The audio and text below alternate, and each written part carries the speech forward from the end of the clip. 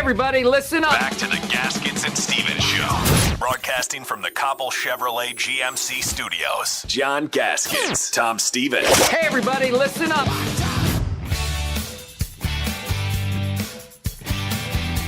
All sports, only sports, all in FM stereo sound. You've got the ticket. 93.7 KMTK, live, local, right here in Lincoln. Online at theticketfm.com. John Gaskins along with Tom Stephens, Brian Munson from Big Red Report magazine, BigRedReport.com, FoxSports.com's college football coverage. He joins us on the House of Speed hotline. Brian, when you saw the talent discrepancy and the execution discrepancy in the gap in that 42-14 Alabama win over Notre Dame, was there any thought in your head that went, oh boy, this is going to set back recruiting for northern schools for a while? Or is that way too, I don't know, way too extreme of a statement? I think it is. I think that there are schools like Michigan and Ohio State that are pulling together fantastic classes this year that, regardless of how, the polls are going to finish up, which I think that they've been released, but I've been away from my desk all morning, it seems. I just don't think that there's not going to be an impact there. I think that what happens here, guys, is it's just a matter of the closers. It's a matter of the salesmanship. It's a matter of going out there and targeting the guys and being on them the entire year, and being on them not just for the span of their senior season and the summer before their senior season, but getting there when they're juniors, getting there when they're getting ready to be juniors. This is a process, and I know that Nick Saban and his staff work incredibly hard and in that area, and obviously it showed. It shows in their recruiting numbers too, obviously too, because these guys land top 5 classes every single year. Jerry DiNardo on our show earlier today said that the SEC, one of the reasons, not just that the best players live in the South, they're more committed to recruiting. They put more resources into recruiting. Is that what you see as well? I think that there's some truth to that. I think the elephant in the room when you make a statement, though, like that is going to be the over-signing aspect of the SEC. The ability to kind of float and carry a larger number and then trim that list down by a certain date. And I'm not going to sit here and talk to you about how the oversigning how oversigning works in the SEC, because I don't really know. I know just enough to be dangerous. But I'll be honest with you. When the SEC is treating college football very similarly like the cut down time for NFL teams, I think that there's just a little bit too much at stake, particularly when you start talking about the amateurs, the guys that are not professional athletes, guys that are going to school, that are trying to make a difference in their lives, that football is getting them into that school. I just think that there's something very wrong about that process. Doesn't it make you curious, or at least question, that there should be uniform recruiting rules throughout college football, that everybody's playing by the same rules? No question. I think to me, I think that there are teams, obviously Ohio State, Michigan, Texas, USC, they're in Oregon, they're going to pull together great classes that are not going to be affiliated to the SEC. However, when you start talking about looking at just the straight-up numbers between 2013 to 2010 and comparing the quantity of recruits the SEC schools are bringing in comparison to a Big Ten. Just take, for example, Alabama to Nebraska this year. You've got nearly 100 kids that Alabama is going to be bringing in or brought in between 2010 and 2013. 98 is the exact number. Nebraska, or 97, excuse me. Nebraska's only brought in 78. That's an entire class. It's an entire class difference between what you could potentially bring in to what you are allowed to bring in. And that to me, is a completely unfair set of circumstances around recruiting. Brian Munson, Big Red Report, and BigRedReport.com is our guest. Let's talk specifically about Nebraska's class. You guys have it ranked number 12, and it could climb or maybe go down a little bit, depending on what happens with guys like Terrell Newby. Josh Harvey believes that he is going to be a Husker. What's your feeling?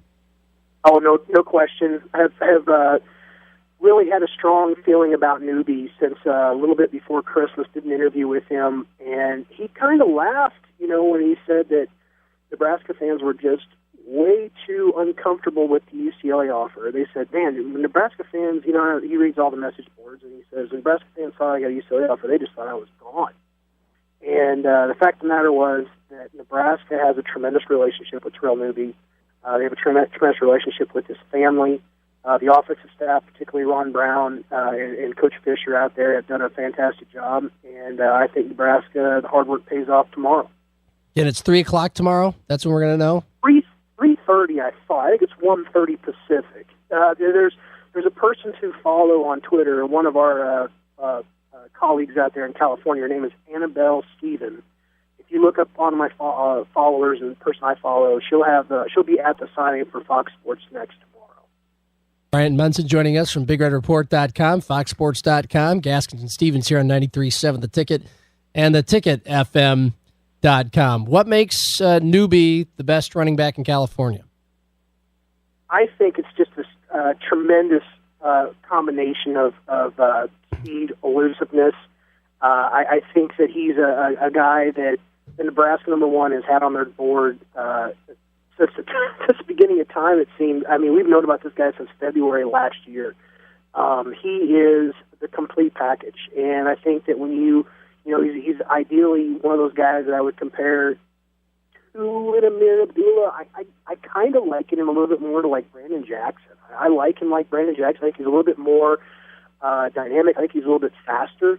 And I think that he has that fifth gear that Nebraska's looking for. I think when you look for a true complement to him, there is not a better player, though, also to bring in next to him than Adam Taylor down in Katy, Texas. I think that those two really complement each other well in the class, and they will into the Nebraska depth chart. Obviously, you look at the film of Nebraska this year, it was obvious the defensive line needs help. They went after a couple and got at least commitments from Malik Collins and Kevin Maurice. Either of those guys going to see the field next year, and where do they stand at D-tackle? Are they done? I don't think either one of those guys are quick fix guys. I think that Nebraska, missed out, unfortunately, on those guys that all signed at mid-year, or Ben Bradley just came off the board yesterday. I think Malik Collins and Kevin Maurice are guys that you'll look for a year from now, maybe 2 years. But they're the kind of high school player that I like, or I'm encouraged at the fact that Nebraska's bringing in somebody like that. Kind of like Aaron Curry, 6'3", 275, 285 pound guy, knows how to use leverage, very strong, good feet. I think that those are the building blocks that you have to have. You have to have the guys that look like those refrigerator boxes. You want a good square-shaped frame in there, and guys that are quick. And both those guys really are. And I think that Kevin Maurice is going to get a bump in the Scout.com ratings once he gets evaluated. And I think that Malik Collins was a very good get that had a solid senior year. As far as the defensive tackle position is concerned, I don't think that I would look for Nebraska to grab a junior college defensive tackle to round out the class. However, there is that period where things kind of get a little gray, where it's after May going into June, where some junior college guys become available. And I wouldn't be surprised to have Nebraska be a player around that period to try to find somebody to get in there and join the team sometime for the summer session.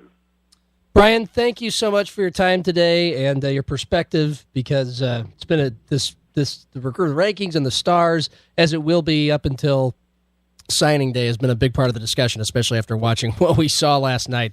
And appreciate your time. Just to cut in real quick, because yeah. I know the number 12 class is one thing that's kind of misleading, is that a lot of people are going to go ahead and say that the quantity of recruits is bumping up Nebraska's recruiting ranking.